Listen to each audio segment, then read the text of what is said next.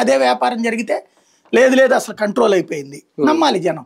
ఇప్పుడు దీంట్లో వచ్చేటప్పటికి ఏమైపోయింది, లిక్కర్ది మేబీ ఆ ఎక్సైజ్ వాళ్ళు తొందరపడి బయటికి రిలీజ్ చేసినట్టున్నారు.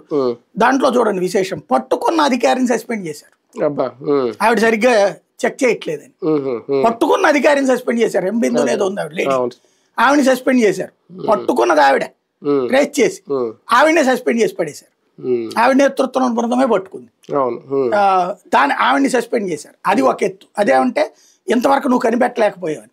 అసలు సస్పెండ్ చేయాల్సింది ఎవరిని, ఇంటెలిజెన్స్ లేకపోతే కనుక ఎక్సైజ్ సంబంధించినట్టు ఉన్నతాధికారులు.